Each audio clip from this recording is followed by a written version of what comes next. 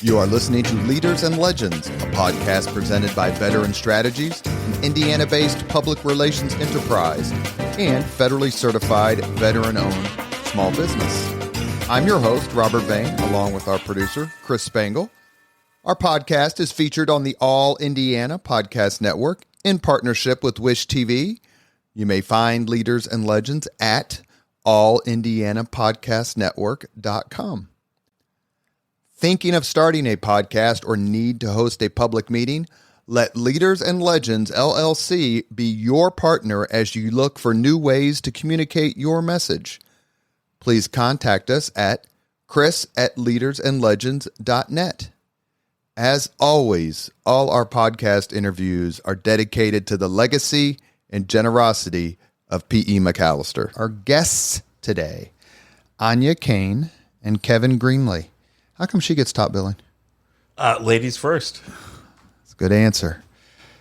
They are the author of Shadow of the Bridge, The Delphi Murders, and the Dark Side of the American Heartland.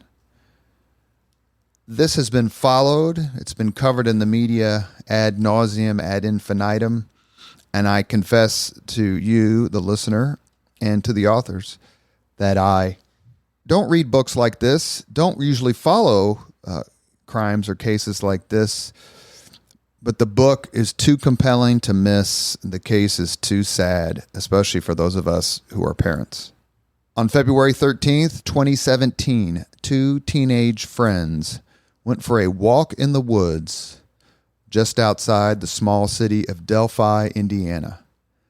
They should have been safe. But Liberty German and Abigail Williams never made it home. Thank you very much for coming on the podcast. Thank you for having us, Thank you sir. so much for having us. Chris Spangle bragged about how wonderful your podcast is and everything that you do. And so I'm especially grateful that you would come on mine. We're delighted. He's very kind. He's very nice. He is the reason this podcast exists in many ways. So, what compelled you to write this book? We basically became obsessed with this murder case when we started covering it. I think we started it just thinking, okay, what can we do in terms of applying journalistic fundamentals to reporting this out? And it's one of those cases I think it just ends up sucking a lot of people in, and we're in that category. When did you start paying attention to it, Kevin? I started paying attention to it soon after it happened, but I remember even then, it felt like just an incredibly complicated story, even as it was first unraveling. And as the years went by, it just grew more and more complicated. And even Áine and I, who were up to our necks in it and following everything we could, sometimes we got confused because we were getting pieces of the story out of order. And so that also went into our decision to write the book. Let's just take everything we know and just put it in chronological order. So not only the readers, but so we can better understand it. Big time murder in small town USA. It's a movie plot. It's also real life. How much of that aspect of it was appealing to you? I think that was hugely appealing to us, especially from the perspective of these are such innocent and sympathetic victims. Like, they weren't doing anything to bring this on. They were two kids enjoying a day outdoors, the sort of things you'd want kids to be doing instead of just being on their phones or doing video games all the time. And they did everything right. There were two of them together. They stuck together. They had their phones on them. They had a plan to meet parents. It's tragic. And I think that sucked us in, where it's like, what happened here? We just want to know, how could this happen in Delphi?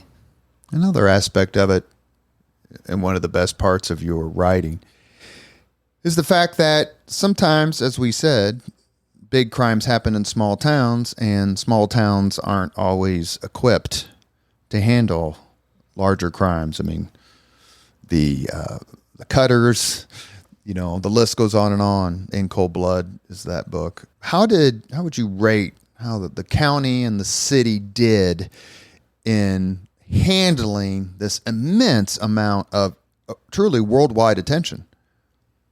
I'd say actually they did pretty well. And ironically, one of the big problems in the case was accepting help from too many people, because suddenly you're dealing not just with the local people, you're dealing with the Indiana State Police, you're dealing with a number of federal agencies, including the FBI, U.S. Marshals. And it got to the point where there were too many cooks in the kitchen.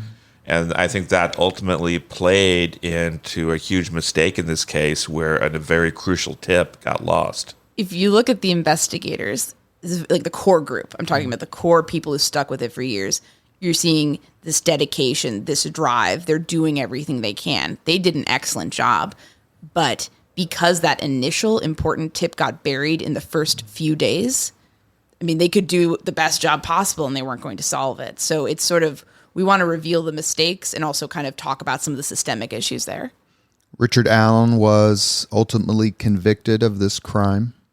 Is he guilty? Yes. Absolutely. Reading the book and in texting with some friends of mine who covered it, we kind of came to the conclusion, all of us, that the evidence is compelling, but I really would have hung the jury probably because of some of the necessary evidence that is missing. Now, my law degree comes from Law and Order. Take that for what it's worth, even though my son is in his last year of law school, and so I was talking to him about it because he's been through crim procedure. Do I have a legitimate argument that perhaps there just wasn't enough evidence? That clearly was, but should I have been looking for more if I was a juror? I think if you'd been on that jury and you saw what we saw, you wouldn't hang it. Honestly, I think common sense is a big thing that they stress going in voir dire, things like that. You don't have to check your common sense at the door. And when you see it all laid out, it's different from seeing it in the PCA, things like that. I think people were naturally skeptical of this, and they had good reason to be. But when you look at the evidence pieced together, the lack of things like DNA become less meaningful. And I think one thing that we've seen with folks, we all are inundated with crime stories all day, right? Like, I love Law and Order. It's one of my favorites. But shows like Law and Order prompt us to often expect things like DNA. Let me just say very quickly as a plug for Leaders and Legends that Dr. Olivet has been on my podcast. I love her. Okay. Carolyn McCormick. She was awesome. I love her character. She's so soothing. And she's sassy. She always telling McCoy what to do and when to do it. Anyway, I'll send you the link. But anyway. I'd love to listen to that. She was also great on Star Trek The Next Generation. That's right. And she could do comedy with Larry David, which, that's no mean feat. She's had an amazing career. I'm actually a big fan of her work. And her husband is an actor as well. So if you've seen the movie Lincoln, he's in that. I'll show you the scene. Okay. Anyway, so Law and Order, I think, has done a lot to get true crime going, CSI and other things. Kevin, if you want to take up I don't know that I would have voted him not guilty, but based on the book, what I read, and this isn't a criticism of your book, it's like, man, I just need a little bit more. But then it turns out that really Richard Allen was his own worst witness. And he never took the stand. He didn't take the stand, but behind the scenes, he was repeatedly confessing. And when I say that, usually when you think of a person making confessions, you're thinking about, someone in an interrogation room being browbeaten by corrupt detectives. He was calling mom. He was calling his wife and saying, guess what? I did it. Do you still love me? And in some of these confessions that he gave to his therapist, he was giving details that only the killer would know. And the other thing to keep in mind is if you want to believe him innocent, then you have to believe that there was another person on the trails that day who was dressed exactly like him and was there at the exact same time he was, but wasn't seen by anybody. And was a knife aficionado. Yeah, and I think that's difficult to believe. And then you have to believe it's just an amazing coincidence that there is an unspent cartridge from his gun found at the crime scene. And in your mind, that's enough to render a legitimate verdict of guilty. What about appeals? And I know that I'm ahead of myself, but I wanted to make sure I talked about this first so I didn't forget. Where does he stand now in his legal process? As we record, we are nearing the deadline for the day when his appeals lawyers have a deadline to file their briefs. We can guess about what the appeal is going to be, and I can raise some of the issues with you that I think they're likely to raise. But that is the next step. The appeals lawyers are basically going to say he didn't get a fair trial. The judge made mistakes here, here, and here. And then the state will get an opportunity to respond to that, and then the Court of Appeals will consider it, maybe schedule a hearing, maybe not. The important thing to keep in mind is everybody who is convicted has a right to appeal. Most people do appeal. In very, very few of those cases is a new trial granted. Yeah, I'd say Kevin mentioned some of the issues.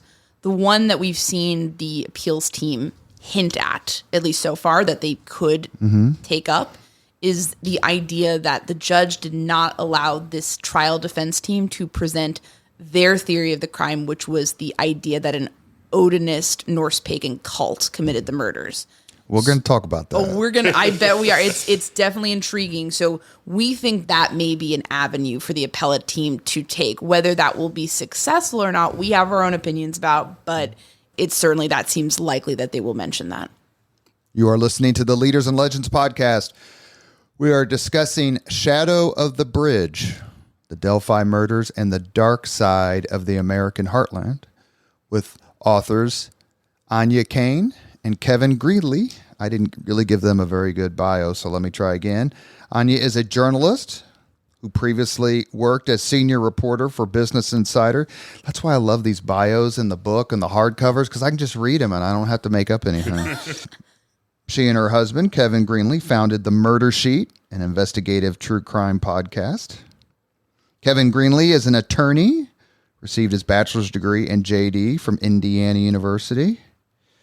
His professional foray into true crime began in 2016 when he began investigating the Burger Chef murders. They have been on my podcast. If you've seen the Speedway murders. Yeah. So I did a podcast with the creators, the documentarians from Australia came on my podcast. Adam and Luke.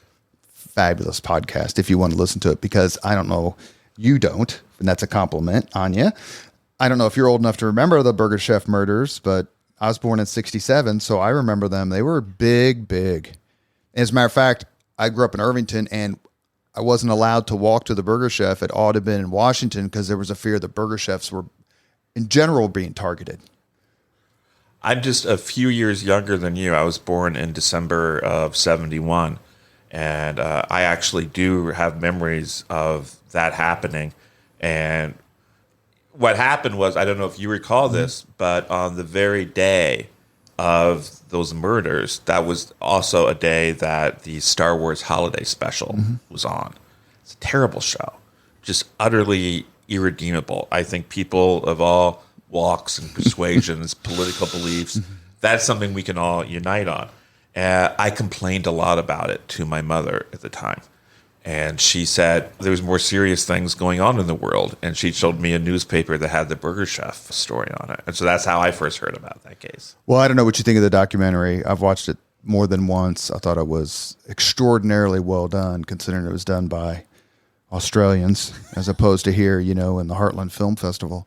But true crime in both the podcast form and documentaries has taken off. A lot of it stories involve kids, innocent kids. Take a minute, please, and talk about these two young ladies as you started to do your research, as you followed the crime itself contemporaneously. They just seem, the pictures that you have of them, they just seem, I have a daughter, and that's exactly what my daughter looked like when she was that age. Libby and Abby were great. I mean, that the world lost out with their loss. I would say they were best friends. They were very close. They were in the same friend group, and they kind of grew close. Abby went on vacation with Libby's family at some point, and I think there was a bit of a distinction in their personalities. Libby was very outgoing. If she didn't like what you were doing, she was going to say something. She was not going to keep quiet. She was not shy. She was not retiring. She was going to speak her mind. She did not like bullies. She would stand up for her friends. And she was also like I think some middle, I don't know, I've been a middle school girl, so I can relate to this. She was the girl in the friend group that everybody would come to with their problems and say, I like this boy. What do I do? How do I tell him? Or, oh, I'm having this issue with this friend. And she's almost like the group psychologist. Like, okay, here's what you do. I think a lot of women have either been that girl or they've been helped by that girl. And very smart, very academically gifted at math and science, a little too academically gifted. Her grandmother told us that sometimes she had a hard time studying because she was just used to getting it. And so like she had to practice things like studying when she didn't immediately get something.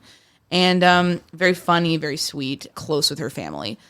Abby was a lot more shy. She was quiet. She was very gentle. She had a different side of her personality though once you got to know her. And she could be very funny. She could be more outspoken once you kind of had that relationship with her. Loved roller coasters. So a bit of a secret daredevil. Loved babies. You know, was someone who I think her family really imagined her really wanting to become a mother herself eventually. And just a really sweet, innocent kid. Didn't even have a cell phone. Like she was going to get one in 9th grade. And she was in 8th grade when she died. So she never got one. But these two girls complemented each other. I think they brought something out of each other. And we talked to teachers. If they were calling for Libby in the hallway, they were going to get Abby. And vice versa. That's what we say in the book. And it's like, okay, they're a pair. They're a package deal. We're going to have to deal with both of them now. But great kids. Kevin, do us a favor. Take us through the day they were abducted. What were they doing? What was kind of the plan? And specifically, because it features so prominently on your cover, in your title, and throughout your narrative, the bridge. Why does the bridge matter? The bridge is this old railroad bridge, the Monon High Bridge in Delphi, Indiana. It's seen better days. It's kind of a bit of a hulk that is decaying. Sometimes if you're standing on this bridge high up above the river, and a wind blows, the whole bridge shakes. Sometimes you notice like planks missing. But it became sort of a thing in the town that teenagers would consider it a rite of passage to say, I crossed the bridge. And so on February 13th, 2017, it happened to be a day off from school because they'd assumed there'd be too many snow days, so we didn't need all these snow days. Let's take this day off. And so Abby and Libby were at the home where Libby lived with her grandmother, and they got permission to go down and walk the trails. Libby's grandmother didn't know that they intended to cross the bridge. They kind of kept that secret, but that was part of the plan. They get permission to go down. Libby's sister, Kelsey, is going to drop them off, and then a little bit later, Libby's father is going to pick them up. They're dropped off. They start walking down these trails, and then their family never sees them again. And as we subsequently learn, as they are crossing the bridge and getting to the other side, a man is following them at a short distance. And he is making the girls nervous and uncomfortable. And Abby says to Libby, don't leave me here. She's very nervous and worried about this man. And he accosts them. He shows them he has a gun. You hear a racking sound, and he says, guys, down the hill. And the reason we have that level of detail is because Libby was able to surreptitiously record all of this on her phone. And so by doing that, she gave us a timestamp of when the abduction occurred.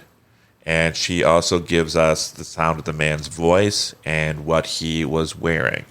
Unfortunately, he was at such a distance from the camera, you don't really get a good image of his face. But all those other details are known to investigators almost immediately, entirely because this brave girl had the foresight to record it. Does she record the actual murder? No, the clip that she had lasts for something a little bit over 40 seconds. And all it does is show you him approaching Abby. She kind of swings it down. You see a lot of gravel. You hear him address them. And then it's guys racking sound down the hill. Now, you would assume that would be enough, especially with the voice, to make it an open shut case, but that's not necessarily true, correct? That's Áine? right. That's right. So with vocal matches, first of all, I think there's some questions about the scientific basis of saying this is this person's voice. The other thing when we researched this, so you have guys down the hill, forwards. You need something a lot more like 20 at least in order to get something that analysts who are reputable to really lock something down. And even then, I think it's still controversial. So I'll tell you, when I heard the voice of Richard Allen on these recordings in trial, having been someone who listened to this thing, that guys down the hill hundreds of times, I got chills. It was his voice. But is that scientific evidence? Is that evidence that a jury should be basing their decision off of? No, because it just doesn't have that backing. There was a distinction that I never even really knew existed until 9/11, and that is rescue versus recovery. And I just kind of thought they were the same thing, but when the towers went down, they started changing the verbiage. It was something that I never forgot. At what point did the search begin, and how long did it take them to find the bodies? Because the bodies were partially, and it appears maybe hastily, covered up, which leads a little bit to this Odin fantasy. Yeah, that's right. The bodies did have sticks on them, and they were kind of clustered in such a way that they more have seemed to be designed to block view from the other side of the creek versus from overhead. Because I think based on some of the confessions, there was concerns about activity on the other side of the creek. So the searches begin after the family calls 911 after 5 p.m. on the 13th, and they go in well past midnight. The official search at some point is called off. They don't want the liability of people stumbling around in the darkness, but our understanding is that people were out there all night in some cases. And so you have firefighters, you have deputies, you have first responders of all kinds, you have civilian volunteers who are coming in. So they're doing it the first night, and they are fully expecting this has been a tragic accident, and these girls have died accidentally. A lot of people speculated, could they have fallen off the bridge? Could they have fallen down a bluff that this whole area is sort of riddled with? We think of Indiana as very flat, but this area isn't. There's steep, it's a steep kind of hilly terrain. And then the other more positive view that I think more people had was that they're injured and they're like huddled down somewhere in the cold. They're scared. One of them broke an ankle. One of them, maybe both of them did, and they're just stuck somewhere. As time passed, though, and they're not hearing any responses to them screaming their names in the dark, there's more of a sense that this may be an accidental death. I really don't think foul play crossed many people's minds until they were found the next day around noon. Kevin, the subtitle of your book, and one of the things that I try to do on this podcast when I talk to historians, is bring out subtitles because they're there for a reason. Dark Side of the American Heartland. So you don't expect a crime like this in Delphi. And, we can all mention other small towns throughout the country. Why this subtitle? One thing that's very interesting about the case is that the investigation and the attention caused by the investigation really did shine a bright light on some things going on in the world that perhaps people didn't know as much about. For instance, in the course of the investigation of this crime, police uncovered quite a bit of information about some pedophilia and some people who did some terrible things to children. The first example that comes to mind is Kagan Klein. His abuse of children online became known through this, and he is now incarcerated for decades because of what was uncovered as a result of that. And then also, I think to an extent, I think the attention generated by this case became a bit of a circus. And the girls themselves and the things that mattered got overshadowed in a way that really was upsetting to both of us. And I think that also is a bit of a dark side. People got lost in wanting to make a big story about it or wanting to make money off of it. And I think that says something bad about human nature. Áine, when were the girls discovered and what happened next? The victims are the ultimate, they're the ones who lost their lives, but the survivors are just torn apart. One of the many strengths of your book is how you detail their incomparable, inexhaustible grief. Thank you so much. That was important to us to just remind everyone that for families of victims, it's not a murder mystery. It's not a fun thing to piece together. It's a nightmare. It's an unending nightmare. They will never be whole again because they will never have Libby and Abby back, and there's no fixing this. And so for what happened after this discovery, there were sort of a number of search groups converging on the right area at the right time. Some of them are in the water. They're saying, we're seeing clothing. We're seeing clothing. This is a problem. This is, something's happening. And then you have people on the side where the girls are. And one man is sort of a little bit ahead of the other searchers in that group. And he looks down and he sees what he thinks are mannequins, but they're not mannequins. They're Abby and Libby. And he immediately holds everyone back, like, stay back. Let's preserve this crime scene. He's calling into law enforcement. He actually calls Steve Mullen, who was the chief of police back then, has since become the chief of police again after being the prosecutor's investigator, and says, we found them. And Mullen conveys that to the rest of law enforcement. And by the tone of his voice, they know it's not good. It's not a happy ending. And they go to work. They bring in crime scene investigators. They close off the scene. They start analyzing the bodies. They start swabbing them for possible offender DNA. They start doing what they need to do to try to figure out who did this. And they also convey the news to the families. Becky, who was Libby's grandmother and guardian, learns this because her sister was one of the searchers who was in the group that came upon the bodies. And her sister just comes back to her weeping and just keeps saying, I'm so sorry. And she can't really put it together. She's in shock until she sees a coroner's van rolling down the road by them. And then she realizes Libby's not coming back. Abby's not coming back. Kevin, anything you want to add to that? I think Áine said it very well. I can't even imagine what that was like. It's just devastating to think about. It's just overwhelming sometimes. Áine, are you okay? Yeah, I just think, like, what if that was, I'm not fortunate enough to have a baby yet, like I would like to become a mother, but to, like, raise a child or to have a child and to have that happen, I just, like, I don't know. It's like you get overwhelmed with the darkness. Well, part of being a parent is letting go, letting them do the things that stretch, the leash, the metaphorical leash. And you just never think that you've said, okay, we're going to give you some freedom. And you just never think that you're going to let them go forever. And that's what happened.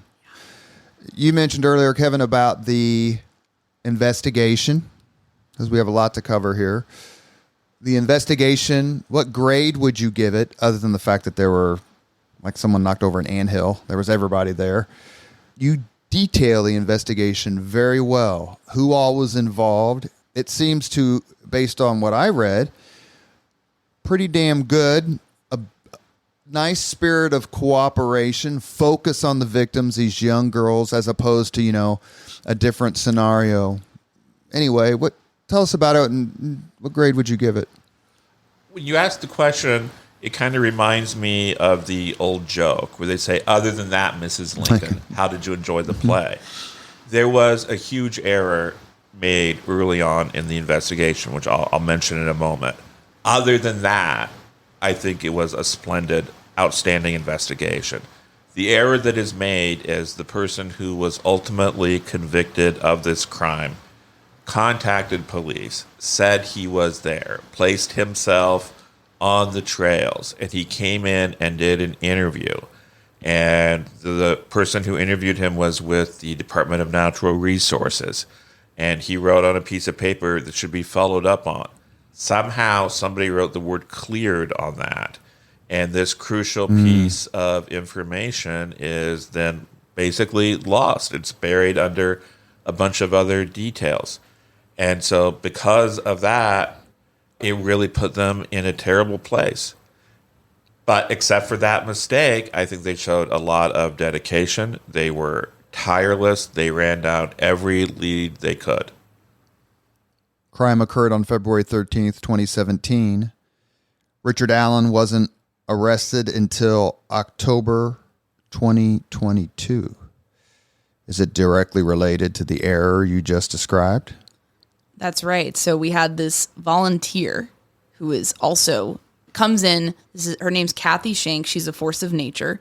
She for years, she's this tiny lady. She for years was like the only child protective services agent up in Carroll County. And she was a formidable woman. Like the law enforcement really respected her because they knew she was on point, thorough, documented everything. And she came in and said, I would like to volunteer. She was retired at this point. She had lost her husband and said, I want to volunteer just to help you guys like with reception, bringing in witnesses. She baked everyone cookies and was just very beloved. But she was just adept at organization. So she was organizing the files one day and comes across this. And at this point, she's seen so much that she knows like the names of all the witnesses and what time they were there and who saw this so-called bridge guy that everyone identifies from Libby's video. Oh, I saw that guy. And he was collectively known as Bridge Guy. That's right. Yeah. That was the nickname sort of the internet gave him. And so, you know, they know where everyone is except for Bridge Guy. So where's Bridge Guy? So she finds this file and there's a guy saying, yes, I was there and I saw these 3 girls. And then she's like, those are the 3 girls that we know saw Bridge Guy. So how do we not know who this guy is? She brings it to Tony Liggett, who's now the sheriff up in Carroll County. And she says, do you know about this? And she's done this a lot of times with them. She's like, okay, do you know about this one? Double check this one. And he's always like, yep, no, we know that one. We got it. He starts to say that again in this situation and then looks at it and is like, and they're just sitting in silence for a minute because they're realizing, oh my God, this is it. When was that discovered? I believe, I don't want to butcher the date. It was was it September 21st, 2022? I believe so. So it was. So the proximation between this being discovered and the arrest of Allen is weeks? Yeah. Weeks. Because they immediately then sprung into action. Because obviously what was written on that piece of paper, that's not enough to make an arrest. So they go and they do an interview with him. And during the course of that interview, he mentions, I have a gun. And, there was a gun involved in the abduction. He describes, clothes and stuff he owns, which is similar to what we know Bridge Guy was wearing. And the information he gives them is enough for them to go and get a search warrant. And the search warrant leads to his firearm. It's a 6 Sauer. And they are able to do firearms forensic examination on that, where at the scene, there was an ejected round. It was an intact cartridge. It was not fired.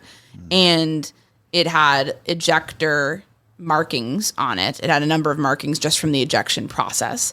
And they were able to do that with his gun. And the cartridge they ejected from his firearm was consistent with the marks on the one found at the scene, which had been right in between the girls. There's been all sorts of rumors it was buried or something in the dirt. That's not true. It was sitting there. But Libby and Abby were not shot. They were not shot. But what we do know, a gun was used in their abduction because we can hear the racking sound on the video. And also, you hear Libby say under her breath, that be a gun. Almost like she's trying to alert Abby, like he's armed. So what's the hypothesis on how the unspent round ended up on the ground, and how did he, if he's the one, apparently he is, the one who ejected it, why the hell didn't he take it? Yes. So Richard Allen, by his own account, was drunk or tipsy that day. So he was inebriated. He'd been drinking a 6-pack of beer. And, maybe, I don't know what his tolerance was, but we're talking maybe buzzed, maybe a bit drunk. I've been there, right? You're not really necessarily at your most detail-oriented. And in his case, he's some kind of evil person. So he had his inhibitions down. He wanted to rape them. So he says he knows he did something to the gun, and he thinks that's what led to the cartridge. I don't even know if he realized that happened. But we're not gun people at all. When we do know a lot of gun people, and they've helpfully explained to us, if he racked it on the bridge as a show of force of you better listen to me, like it's a scary sound, and then potentially racked it again once they were at the crime scene where he murdered them, potentially, if they're causing a fuss, if they're crying and it's like, shut up, he's trying to intimidate them, there's a possibility that it could have been ejected at that time on that second racking. A few minutes ago, you mentioned the internet internet is, in its defense, I'll say the internet is morally neutral. But in this case, Áine and Kevin, both of you, discuss if people on the internet, which I guess in some cases were the two of you, were helpful or harmful or just pests. It's a great question. I will say that, and I think this applies, maybe this makes me sound naive for my view of most things, most people. I think like 90% of people were fine. Were totally fine. They were people who were following this case on the internet. They were joining Facebook groups. They were on Reddit. They were on social media. They were talking about it. And they just wanted answers. I mean, they just wanted some solid facts to know more about it. They expressed sympathy with the families. They expressed sympathy with the girls. They wanted justice.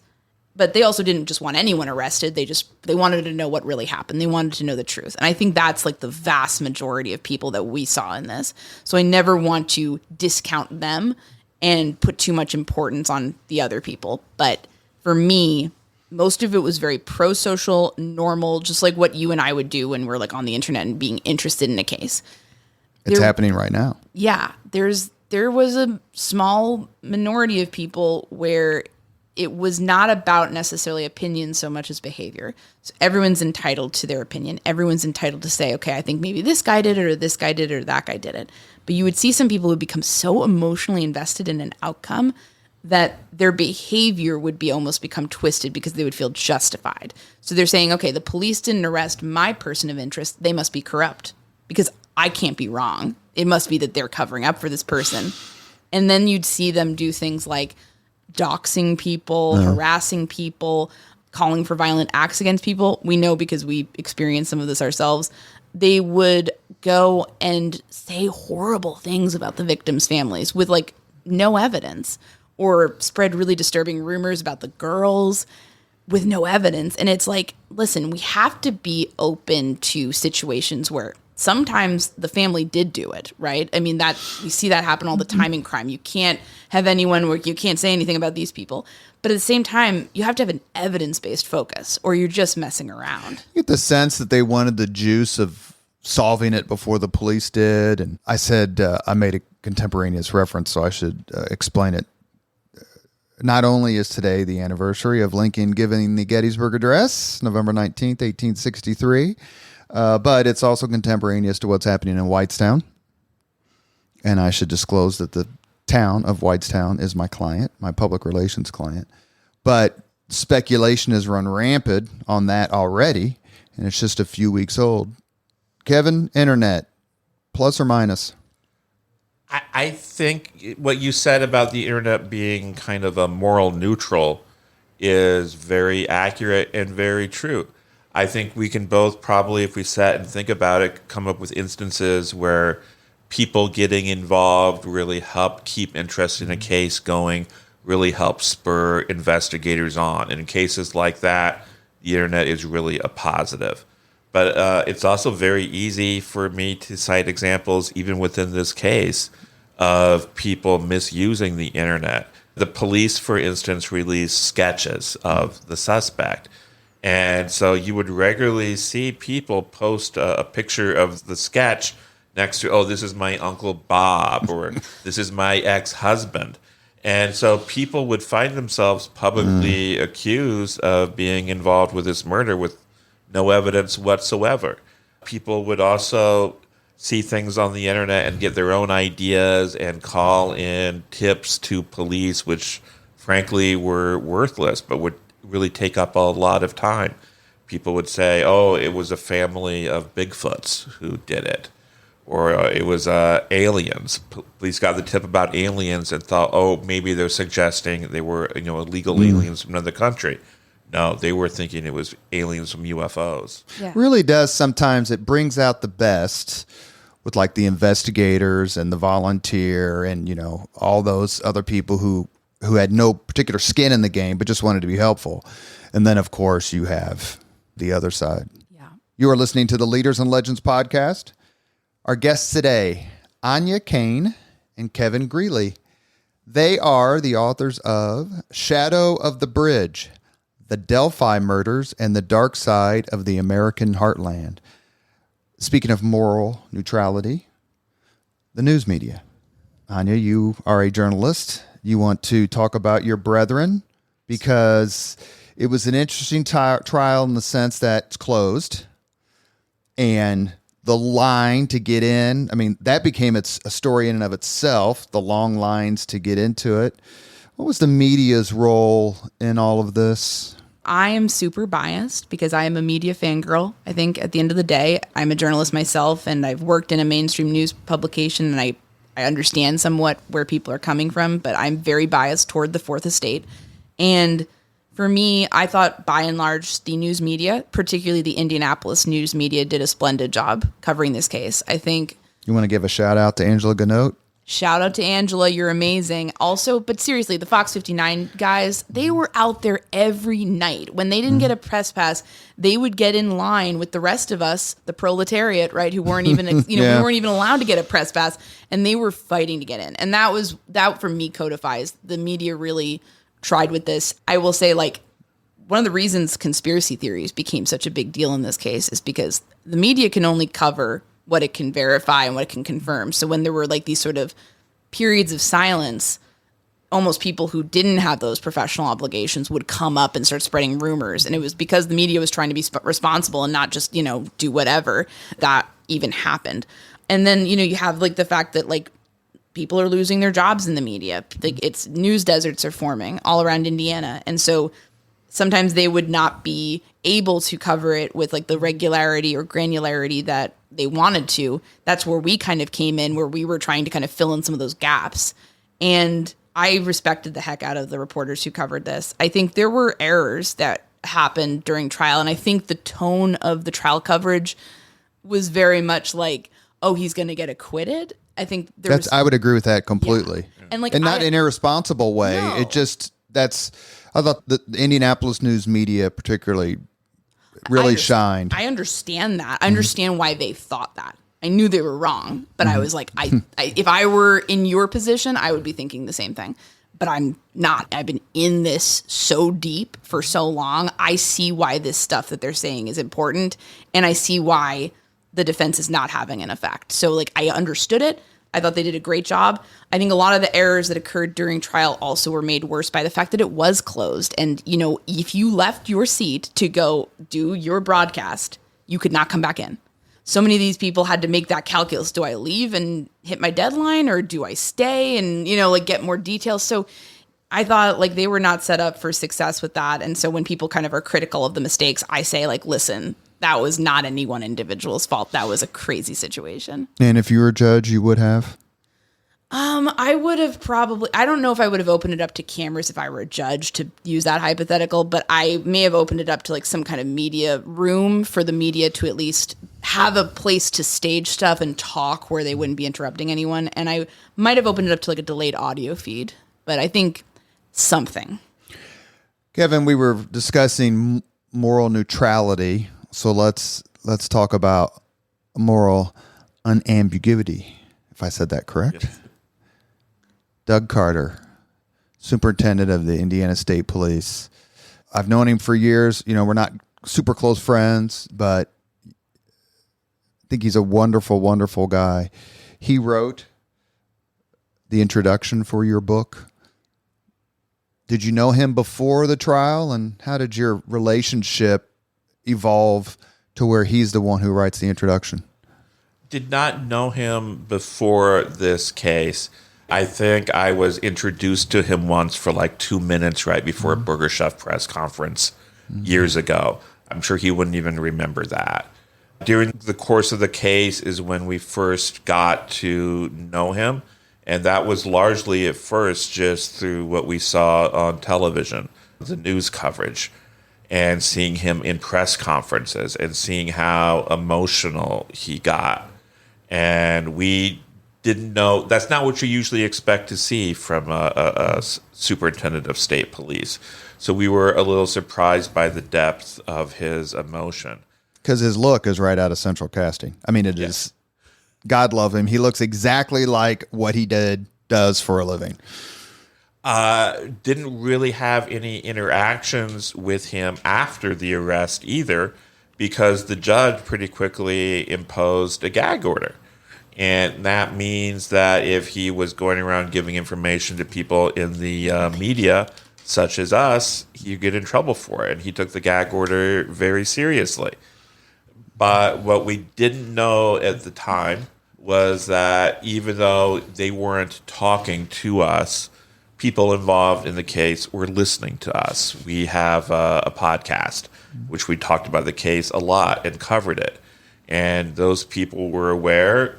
As we found out, they were aware when we criticized them. They were aware of when we complimented them. And the feeling they had was that we were doing a fair job. And so in one of our first real conversations with Doug Harder was, I believe it was right after the verdict, we see him getting into his car outside the Carroll County Courthouse. And yes, he's the state superintendent. He drove himself with no entourage. And he sees us and he calls us over and he says, "Oh, yeah, I know who you are. I know your podcast. I hear you guys are writing a book on the case. Do you want me to write the introduction?" We were like, yes. That's how it happened. He just rolls up. It was surreal. We're totally dazed because this is finally over. This man rolls up in a police car, a state police car. We don't know who it is. Gets out and it's Doug Carter. And we're just like, whoa. Just the most genuine human being I've ever met. Like just like what you see in those press conferences, he feels things so deeply. And I have the utmost respect. We were highly critical of the state police throughout much of our coverage. We second guessed a lot of their decisions. And some of that I stand by and we were correct. And then other things I'm like, knowing what I know now, I think we were being unfair. Or I think we didn't have that information to really assess that situation. But they heard that, but they heard that we were being sincere and that we were not just picking on people for the sake of picking on them. They understood what we were saying. I think that's confidence because it's like they were willing to still engage with us because they felt like we were coming at it as fair brokers. All right, we've discussed law. So let's get to the order part, even though they're actually reversed. We talked about the police. Let's talk about the trial. It was closed off, as you said. There was some fumbling and stumbling as they started to get to it. Let's first talk about the defense team. How did they deal with their client, Mr. Allen? And how do you think they performed? Because a meaty part of your book is about the defense team. I said at the time on the podcast during the pre-trial build up to the trial, if you're someone out there who knows Richard Allen, who loves Richard Allen, who cares about Richard Allen, if I were you, I would be concerned about the quality of representation he is getting. I wasn't too impressed with them. They clung to a theory of the case which made no sense. And they hung their hats on that. And they had no evidence for it, literally no evidence for it. And when the judge refused to allow them to bring that theory into the trial, they were lost. I remember watching the opening statement given by the defense attorney, Andrew Baldwin. We've been told this guy is a dazzler. His opening statements are just going to amaze you.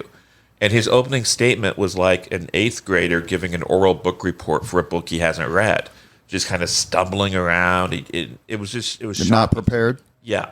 Yeah, it was really if you had a word to encapsulate the defense team, arrogance, and not in a good way. You want to be confident. You want to seem confident to the jury and like you know what you're talking about. Well, other than ego, what do you think was the foundation of their arrogance? I think that they bought their own PR. I think what the prosecution was the opposite. They were like constantly striving to do better. I think these guys bought their own PR. I think they became almost captured by the online environment. Some of what we talked about, these online almost fans of people who like are interested in the case. Some of the ones who are more antisocial adopted this idea that there was a cover up and that Richard Allen was this patsy who was being set up. And I think they got into communication with that defense team. We have indications that happened. And they almost started playing to the YouTube crowd instead of to the general public, which was more neutral. Do you get the sense that this was a publicity case for them? Yeah, I think that's proven out by the fact that these men filmed themselves working and then gave that to a documentary production. You're not really, if you're really working on for your client, I don't see the need to film yourself working and doing dramatic things like saying, this is for Richard Allen, and then like clicking a button. That's ridiculous and embarrassing. Your husband's wincing as you take on his avocation. Well, F. Lee Bailey didn't do the legal field any good when the Boston Strangler was doing his thing, and he made it such a huge media case. I will say this. Most defense attorneys are not like this. Most defense attorneys are bulldogs for their client first, and it's about getting them the best deal or the best representation at trial. One of those two things, and both could be a good outcome for your client. I mean, we've interviewed and talked to so many defense attorneys. They're, I think, most of our sources behind the scenes. So it's not something like we're thinking, oh, it's terrible that, someone would represent someone accused. No, we think that's important. We love defense attorneys. It's a noble profession. It's a noble profession. Because at the end of the day, you don't want to make it easy for the government to convict people.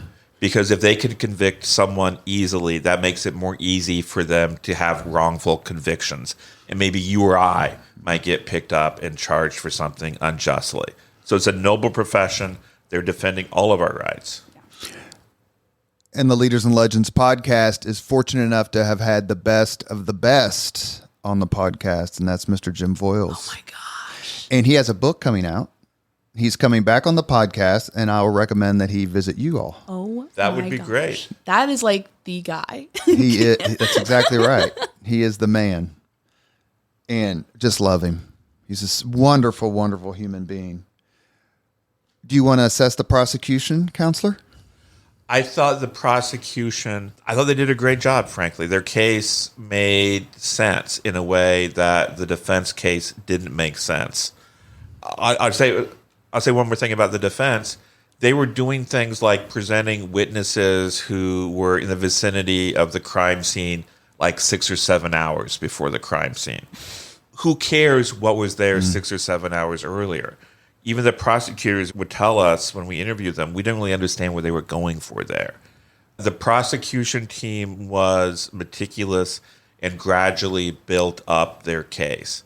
The downside of that is, like when you're building a home, you like lay your foundation. That's not really interesting. It doesn't really get to be interesting until you see the walls going up. It's almost a reference point for later. Yes. Yeah, and so they were setting down their foundation and spending days on the foundation. And I think that was boring to a lot of people. That lost the media. They said, oh, this is just dull. Was there a high point? And then I'm going to ask you about Odinism. So if this is your answer, then I completely get it, and I won't go to the next question of that particular question. Was there a high point for the defense where you, and it's my understanding that Áine slept outside. Yeah. Is that true? I may have fallen asleep at some point in a chair, but it would have been like inadvertent. I think for the most part, I was like miserably awake. My understanding is that you were so sleep deprived you could barely speak. Yeah, that's Yes. fair. That's totally fair. So your credibility, not only to write the book, but to comment on these things, to me is is the main reason I was drawn to this book and this podcast. But was there a point when the defense hit, sort of reached its apogee and you're thinking, oh man, that's a great point. They're onto something here. Or was it all just meringue? For me, prior to trial, we had our doubts about the probable cause affidavit against Richard Allen. And so I think we gave the defense some credibility when they were raising some early points. We got into the Lucy with the football situation from Peanuts, where we were essentially there were so many instances where it's like, whoa, if this is true, then that's huge for the defense. And then we'd look into it and it wouldn't be true. So we kind of had there was a bit of a boy who cried wolf vibe going on here. At trial, I thought they did better at trial than they had at some of their pre-trial hearings. I think that's the nicest thing I can say. I would kind of echo what Áine said. As a lawyer, I'm used to, if I see something that's presented in a court document, the attorneys are telling the truth, and I can rely on that. And relatively early on in the process, they filed some court documents saying basically, I'm simplifying, basically Richard Allen is being abused in prison. And I thought, oh my God, this is terrible. But then there was a hearing, the other side comes out, and the defense attorneys really totally misrepresented the facts in that filing. And it was like Charlie Brown in the football. That just told me, okay, I can no longer trust what they say. I have to be skeptical. So I think the moment when I first heard their allegations in a court filing and gave them the benefit of the doubt, that was their high point with me. Yeah, same. At any point in the trial, did you have any personal sympathy or empathy for Richard Allen? When you hear about Richard Allen's mental health struggles, I honestly related to that because they were talking a lot about anxiety since childhood, depression since early adulthood. That's me. Like, I was like, yeah, I feel that. That's that it can be difficult to deal with some of those things. And discussions of him drinking, I myself am a recovering alcoholic, so I was like, those are struggles that I can relate to. And that, for the child that was going through that level of anxiety, I certainly felt sorry for that child. But he's not a very likable defendant. He's not somebody that I feel, when I hear about some of the things from people who knew him, from people who worked with him, from just things that came out at trial, I just see him as a person who basically, instead of working on his issues, instead of striving for self-improvement or even just trying to not harm others, he just made it all his wife's problem. And she was basically his new mommy who took care of him. And it's almost like he was constantly lashing out for attention.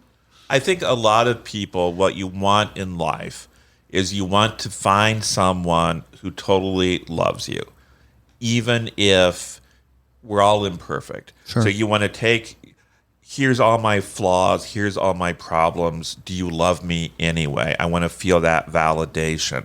That's a very human need. And Richard Allen in prison, he had that need. And you can listen to him in the recordings of the conversations with his wife. And he goes to her and he says, you need to know I did this. Do you still love me?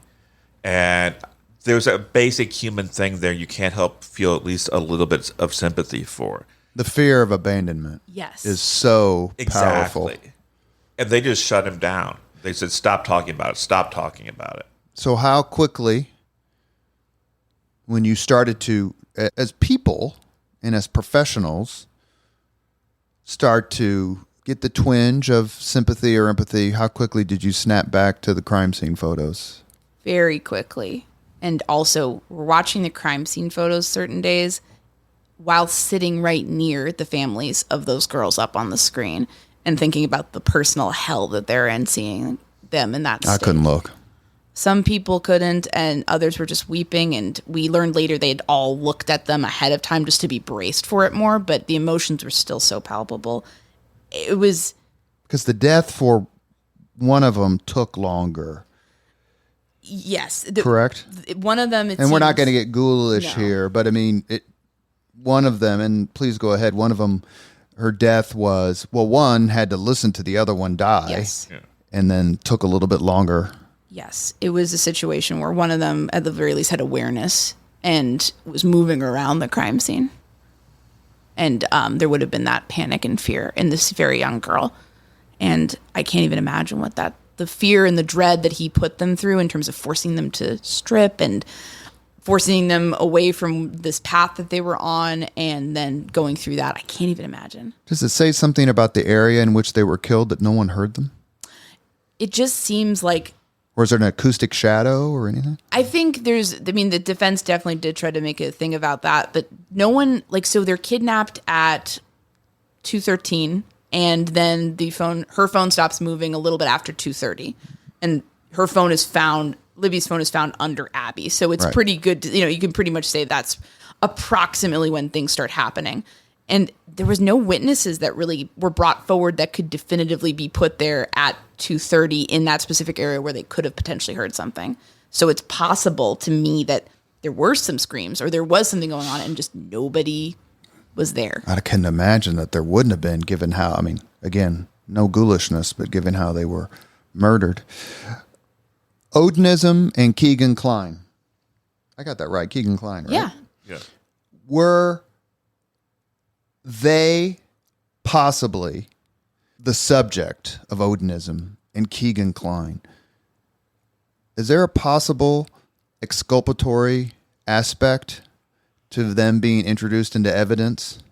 And why do you think the judge, the fact that it's crazy, and all the parts I've read in your book, like I didn't understand most of it. And then it got to the Norse gods, which I studied in grad school. And I'm like, finally, something that has a frame of reference. Talk about that decision and the impact of the jury. The jury did not hear much about Keegan Kline. Is that correct? Or is that incorrect? No, that's right. That's correct. Odinism as a defense, as a possible, I would say alternative theory of the crime, was not allowed. I thought that the as you described it, the defense attorneys did a horrible job trying to get Odinism in. But please, Kevin, talk about that from a legal perspective. Okay, in a nutshell, their theory was that the girls had been killed by a group of Odinists who they portray as white supremacists as part of a ritual. And no one can point to any instance in recorded history where white supremacists killed 2 white girls as part of a ritual. Never happened.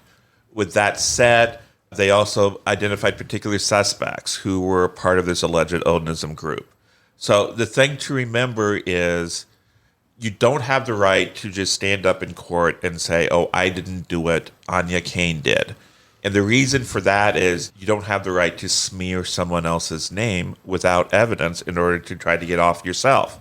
So in Indiana, the rule is before you can go into court and say Áine Cain did it, not me, you have to give the judge some sort of evidence of a connection between your alternative suspect and yourself. And if you can provide some sort of a nexus or a connection between them and the crime, you're allowed to introduce them.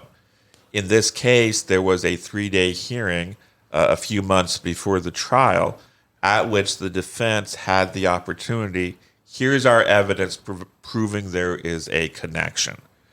And at that hearing, they provided no evidence. And in fact, their investigators were asked under cross-examination, do you even have any evidence that your suspects were even in the city of Delphi at the time of the murders?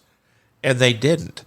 And if you can't even establish that your suspect was in the city where the murder happened at the time the murder happened, there's really not a connection there to justify introducing them. I'll tackle the Keegan Kline stuff because this was one of the most baffling things for us. With Keegan Kline, this is a child predator, an online child predator who we know was at least in contact with Libby German via Snapchat. He was in contact with a bunch of her friends. He would infiltrate friend groups and talk to them. We don't know exactly what was said because it's Snapchat. It erases stuff. And to us, that always seemed like a stronger suspect than the Odinists, where it was really like we're talking about people with alibis here. Right. With Keegan Kline, where that falls apart is that investigators looked at that very hard, as you could imagine. And he ended up going away for a long time for his crimes against children.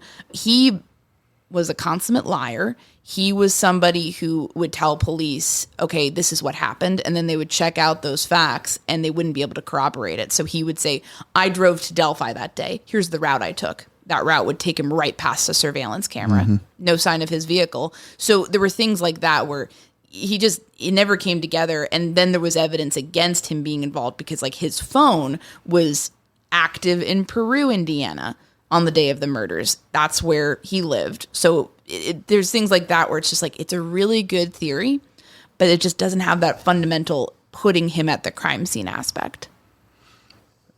One of the unstated themes, let me say this, in my view, one of the unstated themes of your book is technology. How did technology help convict Richard Allen and exculpate others? I think one thing with Libby's video is that we can't see Bridge Guy's face. I can't say, okay, that's definitely this guy. It's too blurry. And anyone who tells you different is, I think, making it up in their heads. But you can see the general body shape, you can see the general look, and you can see what the man is wearing pretty clearly. And bizarrely, when he was interviewed by police, Richard Allen effectively confessed to wearing the outfit of Bridge Guy on the day that he says he was on the trails, and places himself in the positions and in proximity to individuals who saw Bridge Guy that day. So it's not so much as he's saying I was there, but he's saying I was there and I saw 3 girls, and those 3 girls are saying we saw the guy in Libby's video. He's saying I was out on the bridge on the first platform looking at fish, and a woman said I saw Bridge Guy out on the bridge and he looked at me like he was waiting for somebody. And I think that's the video anchors him, and the video provided those witnesses an opportunity to say we saw that guy in the video, and then he's putting himself into those positions. A question you can't possibly answer, I'm going to ask it anyway, because that's what we do on podcasts, right? Exactly. Any part of you think that he wanted to get caught? Oh, I love that question. I have thought about that a bit, because I mean, we remember Manson, we remember Ramirez, we remember Bundy, and the list goes on and on. There's a notoriety that losers have. No one knows me, no one's heard of me, no one cares about me. They're going to remember me after today. I personally, and maybe this is me overly relating to him as somebody with anxiety and as somebody who's dealt with depression, I think for him, if he wanted to get caught, it was less about wanting notoriety, and it was more of like the fear of getting caught. At some point, you wanted to just be over with. Here's my example. I remember when I was a kid, we'd play hide and seek, and I would sometimes get so nervous, just like, as like a little kid. No one's looking for me? Not no one's looking for me, but like, oh man, it's going to suck when I get caught. I just want to rip the Band-Aid off, and you'd almost like make a sound, and then someone, like, it's like you are just the anticipation of being exposed. And I will tell you, the way I look at him, he shows up on his second interview when he's ultimately arrested. Police have no idea if they're going to arrest him that day. It depends on the interview, and they want to give him some outs. They want to say, hey, could you have been like shooting in the woods, and maybe your bullet, or maybe you loaned your gun to somebody else. Like, they're giving him all these outs. No. You made it clear he never loaned his gun out. Yes. Never did. And there'd be he wasn't walking in the woods hunting mushrooms and something happened. And what happens though is he shows up in his sweatpants, his t-shirt, empties his pockets out to his wife before going in to talk with police. And they're watching him like, he knows he's getting arrested. Like, he knows it's over. It's like his behavior around this was almost like he wanted it to be done. And I think him confessing was him wanting it to be done. And the feedback he got from his family ultimately backed him off on that situation. There's always wreckage in the aftermath of something like this. Richard Allen's in jail, so let's move on from him. The families, the investigators, the people involved, as we were chatting before we hit record, we're big blue people here, and I don't mean Michigan. We're big blue people here on the Leaders and Legends podcast, and I've talked to so many police officers and what they see and what they go through, and investigators, and the list goes on. The schools, the friends. Kevin, talk a little bit about the aftermath. It took 5 years to arrest him. I'm assuming at some point he thought he was just never going to get arrested. Then he gets convicted. So that's a long time without the cliche of closure. How are Delphi? How are the people doing now? And you staying in touch with them? Because I'm sure you got close to the families. Yeah. We got close to some of the people who've worked on the case. I think it's a hard thing to recover from. Yeah, I can say for me, like, we're not even close to like the blast radius here. We're people who came in and covered it. And sometimes it's been something, it sticks with you. Those images stick with you. Some of the images we just saw at trial, the autopsy pictures, you have a hard time sleeping when you're thinking about that. And I just can tell you, like, we're talking about these law enforcement investigators who worked on this case from multiple different agencies.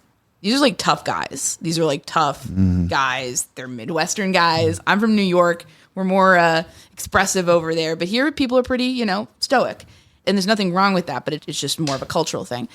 And the amount of like interviews where we were talking with them, where one of them started tearing up or crying.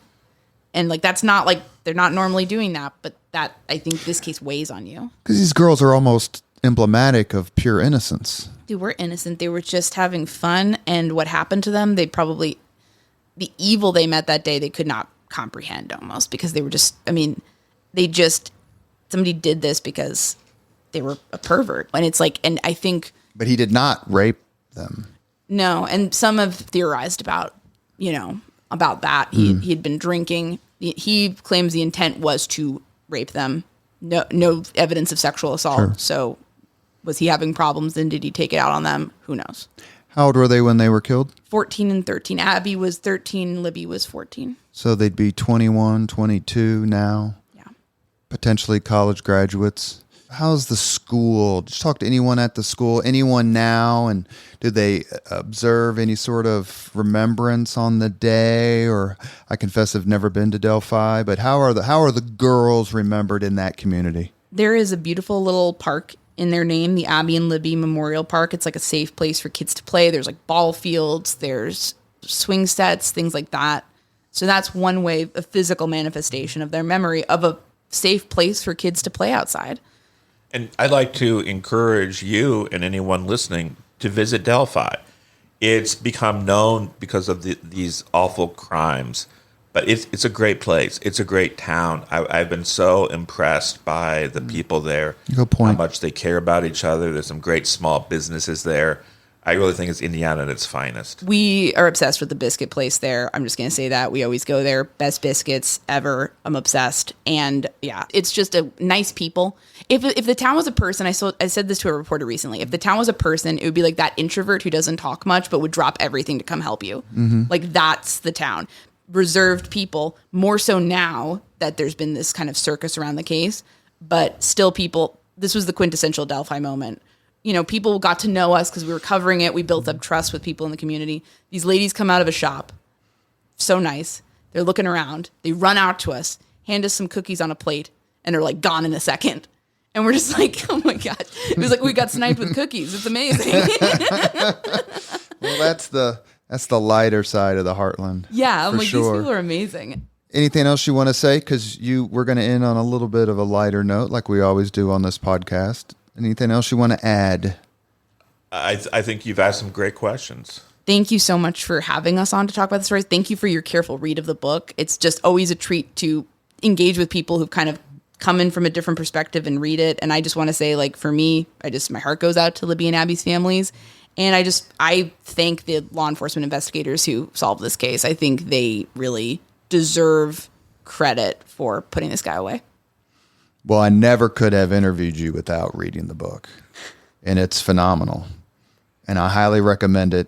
If there's anything I can do to promote it, we'll discuss that after we turn the recording off. But we end all our podcasts with the same 5 questions, regardless of the podcast subject matter. Are you ready? Yes. Let's do it. Oh, so ladies first every time? Yes. Lady first every time? What was your first job? Lifeguarding. Pizza Hut delivery. Oh, I love Pizza Hut. What was your first concert? I think it was Gavin DeGraw at college. Who? Yeah. Exactly. Sorry. Well, I've never heard that one before. I shouldn't be a dick. It's perfectly fine. I wasn't much of a concert goer as a teen. I wasn't very cool. So he came to our college. He was nice. He had some hits in the early 2000s.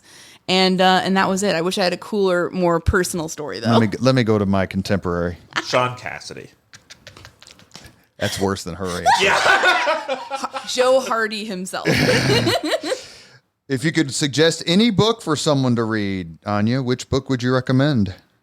I think Fatal Vision by Joe McGinnis is probably one of my favorite crime nonfiction books, and it captures the wildness around a really tragic crime.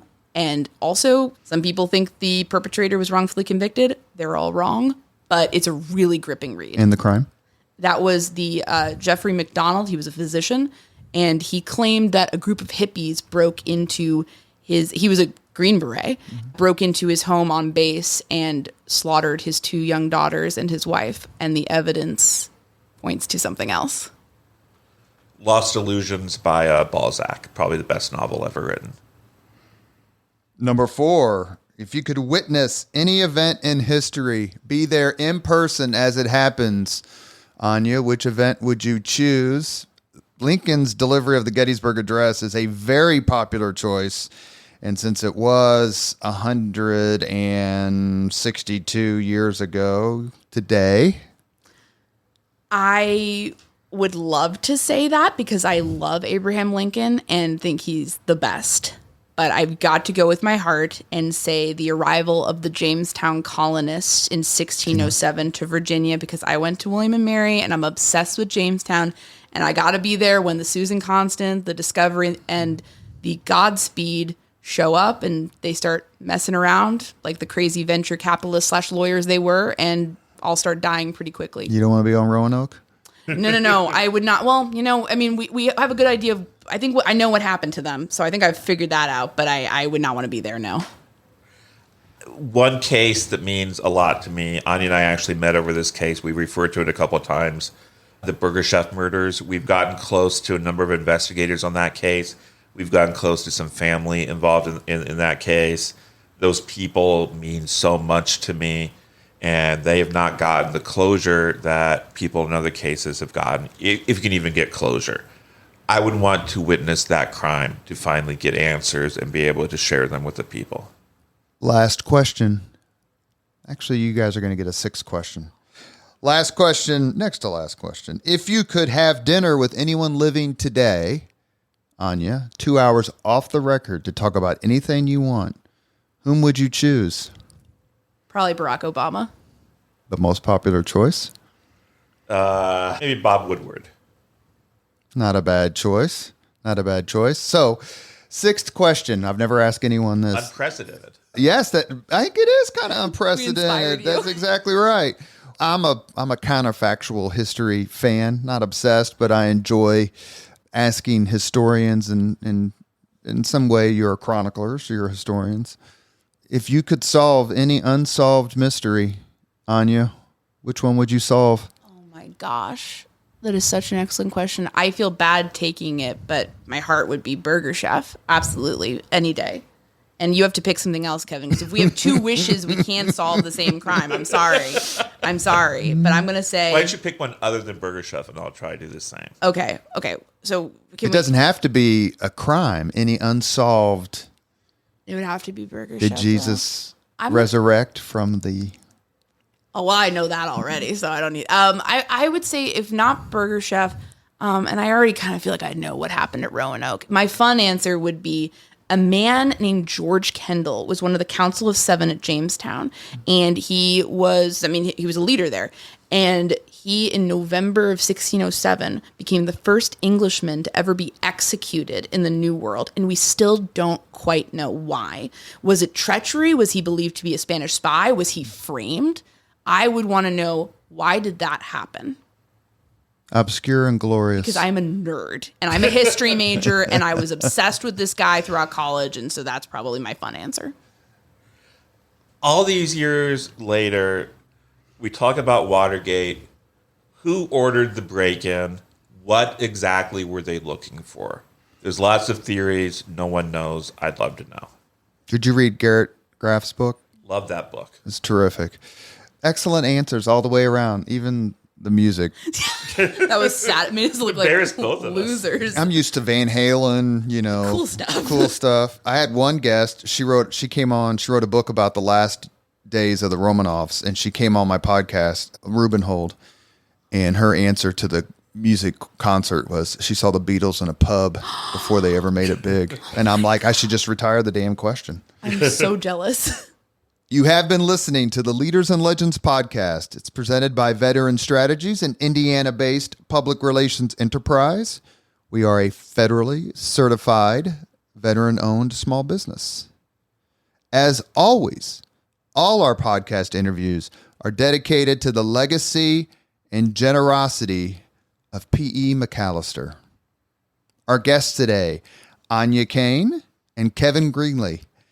They are the authors of a fair, thorough, and engrossing book, Shadow of the Bridge, The Delphi Murders, and the Dark Side of the American Heartland.